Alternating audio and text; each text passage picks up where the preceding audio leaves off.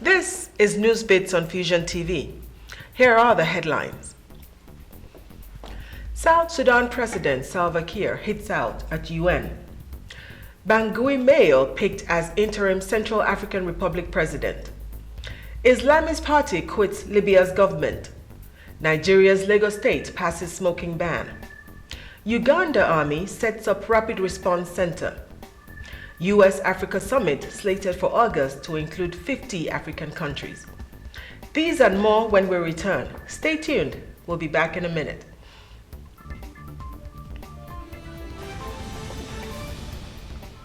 Hello and welcome to this week's edition of News Bits on Fuxion TV. I'm Nikki Roberts. South Sudan President Salva Kiir has accused the United Nations peacekeeping mission of operating like a parallel government in his country. Mr. Kiir made his comments broadcast on national TV following an attempt on Sunday by the information minister to forcibly gain access to the UN base in Bor, where the believed armed rebels were hiding. The UN has denied the claims, saying it is difficult to check individually everyone who seeks shelter, but just the fact that there are over 70% women and children, it is clear that rebels are not being sheltered. In a statement, UN Chief Ban Ki-moon said he was alarmed and disturbed by the threat to staff of the UN mission in South Sudan. According to the UN Peacekeeping Mission spokesperson, Ariane Quentier, when people come to our sites with weapons, uniforms, and military equipment of any sort, it has been given to us to make sure that the sites have a civilian nature, she said, adding she was sure relations with the government would soon improve. A new interim president was elected Monday in the Central African Republic. Catherine Samba-Panza, who was mayor of Bangui until her election, was elected by members of the country's transitional parliament. Her main opponent, Desiré Kolingba, the son of former President André Kolingba, gave a speech calling for unity. The final election results were 75 votes for Samba-Panza and 53 for Desiré Kolingba. It is reported that Samba-Panza had spent most of her career in the private sector, but had impressed observers with her seriousness as mayor since her appointment last year. She is now the country's first female president. Samba-Panza will serve as president until national elections can be organized in the country. Libya's Justice and Construction Party, JCP, the second largest party in the interim administration, announced Tuesday it is quitting the government. The Justice and Construction Party, the political arm of the Muslim Brotherhood in Libya, said its 5 ministers would resign from the parliament, General National Congress, GNC, after it failed to win sufficient support for a motion to censure Prime Minister Ali Zidane.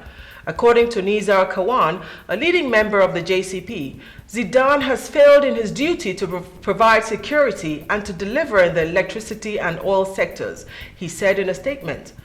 Since the GNC was elected more than a year ago, it has made little progress in Libya's transition to democracy since the fall of Muammar Gaddafi. Infighting has delayed legislation, and Libya has still no constitution.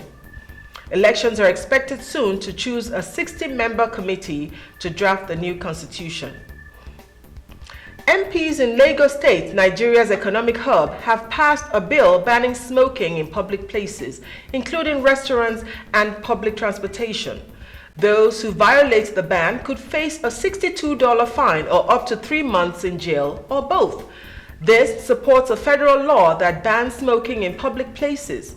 The bill also makes it an offense to smoke in front of a child, and offenders will be fined $94 or face a 1-month jail term, or both. Previously, drivers in Lagos had been banned from smoking to promote road safety.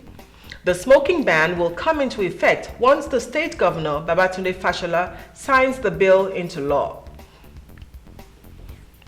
Uganda has set up a rapid response center to get soldiers mobilized and operational as soon as possible to intervene in regional conflicts. Ugandan troops deployed to South Sudan in December to fight alongside government forces after a political dispute escalated into full-scale conflict. Colonel Felix Kulayigwe, political commissar for the Ugandan army, said the intention was for its forces to be a provider of peace in the region by deploying within 14 days to trouble hotspots, and no other country has done what we've done in South Sudan.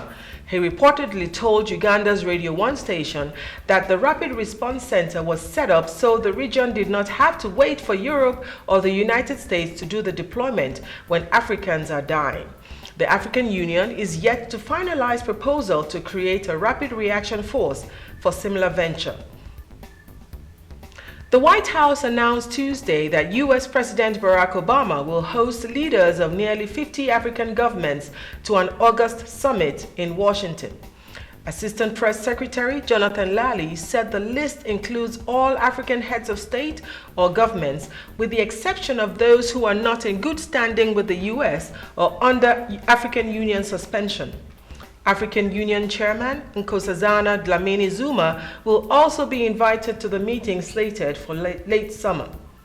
The White House further said the summit would be used to strengthen U.S. trade and investment ties with the continent. Egypt, Madagascar, Zimbabwe, and Sudan have not been invited to the summit. Haiti's Prime Minister Laurent Lamothe called on Parliament on Monday to complete the voting process of a tough anti-corruption legislation that provides more extended prison time for wrongdoers and other sanctions in the country. Prime Minister Laurent Lamothe said the country will make significant improvements in the fight against corruption if lawmakers at the lower chamber pass the bill, which has already been approved by the Senate. He said if the new bill becomes law, it will help the Haitian society win the anti-corruption battle. According to Transparency International Corruption Perception Index report, Haiti ranked 163rd in 2013.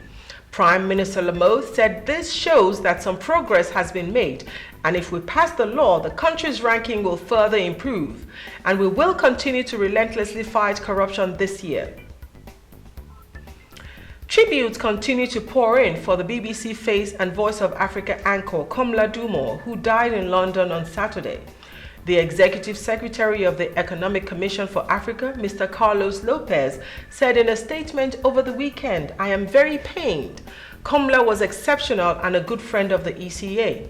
Mr. Lopez continued, stating that Mr. Dumor had confirmed his role as a key facilitator at the 7th Joint AU Conference of Ministers of Economy and Finance and ECA Conference of African Ministers of Finance, Planning and Economic Development, to be held in March in Abuja, Nigeria. He further said Komla Dumor possessed boundless joy, energy, and a big enthusiasm over Africa's narrative. He left us so soon. Mr. Lopez added Dumor was a world-class act who raised high Africa's flag on the international stage and worked hard to shift the one-sided narrative on Africa. BBC Global News Director Peter Horrocks said in a statement, Dumor was a leading light of African journalism who would be deeply missed. Mr. Komla Dumor was 41.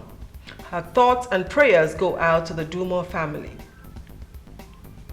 The acting chief executive of Ghana National Petroleum Corporation, Mr. Alex Mould, speaking at the 18th Annual Conference of Offshore West Africa, a platform for technology exchange and new business development, disclosed that Ghana could hit a daily minimum oil production of 500,000 barrels per day in the next 10 years.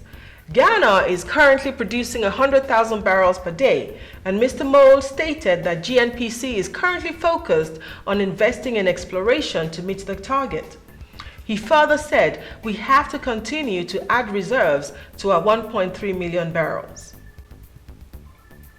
As deliberations continued at the World Economic Forum in Davos, Switzerland, several African leaders have attempted to answer the question asked by the moderator of the CNBC Africa panel on Africa, the Next Billion. Bronwyn Nielsen asked the question to the panel what actions were needed to ensure sustainable and inclusive growth in Africa. The president of Nigeria, Goodluck Jonathan, and his Ghanaian counterpart agreed that financial inclusion is key to sustainable growth. According to President Goodluck Jonathan, Every issue cannot be tagged as corruption. Rather, the attention must be given to job and wealth creation by creating an enabling environment, which has been done in Nigeria. President John Dramani Mahama stated that many African leaders have the political will to create free access by taking down barriers between countries. On the issue of security, President Mahama agreed that there is indeed a problem, but the resolution is paying more attention to security. Aliko Dangote, the CEO of Dangote Group's closing comment is that Africa is underestimated, and come 2050, Africa will be a great, united, and very prosperous continent. The wreckage of a Trans-Guyana aircraft which crashed soon after takeoff from Olive Creek on Saturday has been found. A search and rescue mission, which was immediately launched for the Cessna Caravan 700 aircraft 8R GHS, recovered the bodies of Canadian-born pilot Blake Slater and a cargo loader Dwayne Jacobs 48 hours later. The aircraft was en route to pick up fuel and other cargo for mining camps when it crashed on Saturday. It was reported that the pilot Blake Slater sent out distress calls before the plane crashed. He had been employed by Trans-Guyana for about 3 years. In a statement, Trans-Guyana said it regretted the loss of the men. That's all on News Bits this week on Fuxion TV. Thank you for joining us. We look forward to seeing you next time. Until then, stay safe.